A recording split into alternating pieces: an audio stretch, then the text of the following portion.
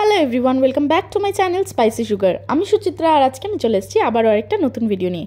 So আজকের এই ভিডিওটাতে আমরা কিন্তু চলে যাচ্ছি তিনসুকিয়া। আজকের দিনটা ছিল রবিবার, আর সকাল সকাল আমরা কিন্তু রেডি হয়ে বেরিয়ে পড়েছি তিনসুকিয়া যাওয়ার জন্য। আসলে ওর সোমবারে স্কুলের এক ট্রেনিং প্রোগ্রাম ছিল, যেটা কিনা তিনসুকিয়াতে ছিল।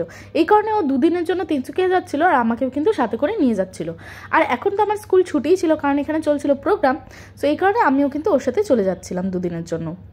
আর এই যে দেখুন, আমরা কিন্তু এখন বেরিয়ে পড়েছি আর মেন রোডে উঠে পড়েছি। আর ওই যে দেখলেন TNL গ্রাউন্ড, যেখানে কিনা প্রোগ্রাম হচ্ছিল। আর এই যে দেখুন, সকাল সকাল সবাই কিন্তু রেডি হয়ে চলে যাচ্ছে ওই গ্রাউন্ডে, কারণ ওই 7টা থেকে এই প্রোগ্রাম কিন্তু শুরু হয়ে যায়। আজকে এমনিতেও রবিবার ছিল, তাই সব দোকানপাট কিন্তু বন্ধই ছিল। যে দেখুন, সবাই নিজেদের ট্র্যাডিশনাল জামা কাপড়ে কিন্তু চলে যাচ্ছে। বাস আমরা কিন্তু অনেকটাই হেঁটে হেঁটেই আসছিলাম, কারণ ট্যাক্সি তো পাচ্ছিলাম না। এরপর ট্যাক্সি ধরে আভা মার্কেটের সামনে পৌঁছে গিয়েছিলাম। আর ওখান থেকেই এই যে ইম্ফলের গাড়ি কিন্তু পেয়ে গিয়েছে, আর উঠে গিয়েছি ইম্ফলের গাড়িতে। এখন কিন্তু এই রাস্তার বিউটি এনজয় করতে করতে আমরা কিন্তু চলে যাচ্ছি ইম্ফলের দিকে। আর এই যে দেখুন ভিউগুলো, এটা তো আগেও আপনারা দেখেইছেন, এই কারণে রাস্তায় খুব একটা ভিডিও কিন্তু আমি করিনি। আর বাস এখন ওই 2 ঘন্টা থেকে 2.5 ঘন্টা কিন্তু আমরা গাড়িতেই ছিলাম, আর এখন কিন্তু পৌঁছে গিয়েছি ইম্ফলের দিকে। আর এই যে দেখুন, আমাদের খুব ঘুমো পাচ্ছিল, কারণ ভোরবেলা 6টা নাগাদ আমরা কিন্তু বেরিয়ে গিয়েছিলাম বাড়ি থেকে। আর বাস এখন কিন্তু আমরা পৌঁছে গিয়েছি ইম্ফলের বাস স্ট্যান্ডে। এই যে দেখছেন, এটা কিন্তু ইম্ফলের মেন বাস স্ট্যান্ড। এখানেই কিন্তু সব গাড়িগুলো দাঁড়ায়, আর এখান থেকেই কিন্তু উইঙ্গার পাওয়া যায় আবার উখরুল যাওয়ার জন্য। এটাও আপনারা আমার আগের ভিডিওতে দেখেইছেন। বাস ওখান থেকে বেরিয়ে আমাদেরকে কিন্তু আবার অটো ধরতে হতো, কারণ এখন কিন্তু আমাদের যেতে হবে ইম্ফলের এয়ারপোর্টে। আর এখানে পৌঁছে ওয়েদারটা তো একদমই চেঞ্জ, কারণ ওখানে তো উখরুলে প্রচণ্ড ঠান্ডা ছিল। এই কারণে আমরা জ্যাকেট পরে বেরিয়েছিলাম, কিন্তু এখানে কিন্তু খুব একটা ঠান্ডা ছিল না, খুব গরমই লাগছিল। ইম্ফলের এই বাস স্ট্যান্ড থেকে এয়ারপোর্ট যেতে মোটামুটি 20 মিনিট মতো লাগে অটোতে। আমরা এখন যে জায়গাতে থাকি, মানে উখরুল, ওটা তো পাহাড়ের এক মাঝখানে রয়েছে, আর ছোট্ট একটা টাউন। সো ওইখানে থাকতে থাকতে হঠাৎ করে এই ইম্ফলে যখনই আসি, তখন কিন্তু একটু আলাদা রকমই লাগে। ওই হঠাৎ করে ট্রাফিক দেখে, এত গাড়ি ঘোড়া দেখে একটু অদ্ভুতই কিন্তু লাগে। বাস এখন কিন্তু আমরা এয়ারপোর্টের সামনে পৌঁছে গিয়েছি। আর এখন কিন্তু আমরা ঢুকিনি, কারণ আমাদের ব্রেকফাস্টটা করার ছিল, কারণ সকালে আমরা কিন্তু খালি কফি খেয়েই বেরিয়েছিলাম। সো ব্রেকফাস্ট করার জন্য আমরা এই ছোট্ট দোকানটাতে ঢুকেছিলাম। আর ওখানে কিন্তু এই মণিপুরি একটা ডিশ ছিল, যেটা কিন্তু আমি ট্রাই করেছিলাম। ও যদিও খায়নি, কিন্তু আমি কিন্তু ট্রাই করেছিলাম একটা ছোট্ট পিস নিয়ে। বাস তারপর ওখানে ব্রেকফাস্ট সেরে নিয়ে এখন কিন্তু আমরা ঢুকে গিয়েছি এয়ারপোর্টের ভেতর।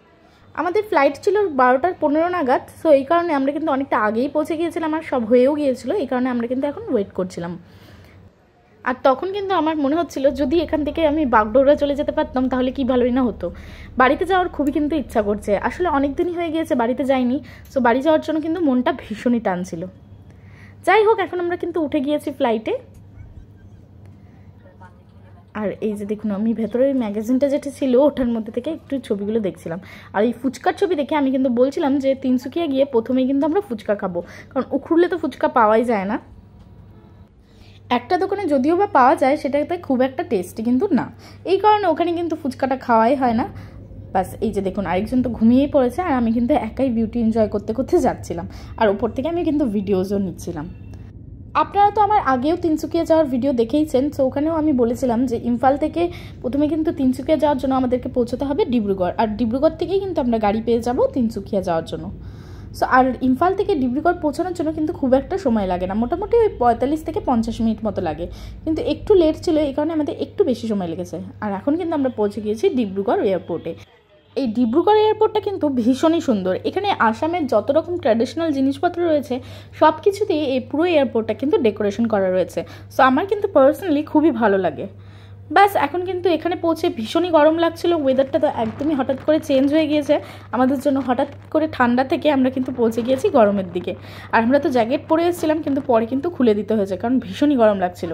সো ওখান থেকে আমরা গাড়ি বুক করে এখন কিন্তু পৌঁছে গিয়েছি তিনসুকিয়া। সো ডিব্রুগড় থেকে তিনসুকিয়া পৌঁছানোর জন্য মোটামুটি 2-2.5 ঘন্টা কিন্তু সময় লাগে। আর ঢুকতে ঢুকতে আমাদের যেহেতু অনেকটাই লেট হয়ে গিয়েছিল, আর খিদেও পেয়ে গিয়েছিল, এই কারণে প্রথমে কিন্তু আমরা করে নিচ্ছি লাঞ্চ। আর এই লাঞ্চ করার জন্য আমি কিন্তু ওকে নিয়ে গিয়েছিলাম ওই কামাখ্যা হোটেলে। এখানে কিন্তু আমি আগেরবারও এসে একাই লঞ্চ করে গিয়েছিলাম, আর তখন আমার ভীষণই ভালো লেগেছিল।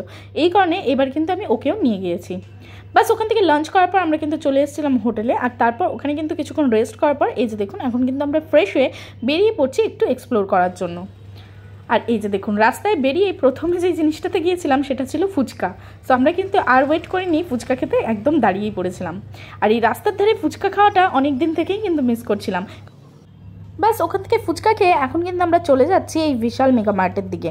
সো এখানে কিন্তু বিহুর জন্য ভীষণই ভিড় ছিল, আজকে রবিবার ছিল কিন্তু প্রচুর কিন্তু লোক রাস্তায় ছিল। আর ওয়েদারটাও এখানে একটু এখন কিন্তু বৃষ্টিও পড়ছিল, ভীষণ রকম হাওয়াও দিচ্ছিল, তবুও কিন্তু ভিড় কিন্তু ভীষণই ছিল। এই যে দেখুন বিহুর কিন্তু ব্যানারটাও লাগানোই রয়েছে। আর ভেতরে ঢুকলে আপনারা দেখলেই বুঝতে পারবেন যে কতটা ভিড় ছিল, প্রচুর ভিড় ছিল, কারণ সবাই কিন্তু এই বিহুর জন্য শপিং করছিল। যাই হোক, আমি ঢুকে অ্যাকচুয়ালি বিন ব্যাগ খুঁজছিলাম কিন্তু সেটা কিন্তু খুঁজে পাইনি। আসলে ওখানে ইকরুলে তো আমাদের কোনো আলমারি বা কিছু নেই, সো ওই বিন ব্যাগের মধ্যেই আমাদেরকে জামাকাপড় রাখতে হয়।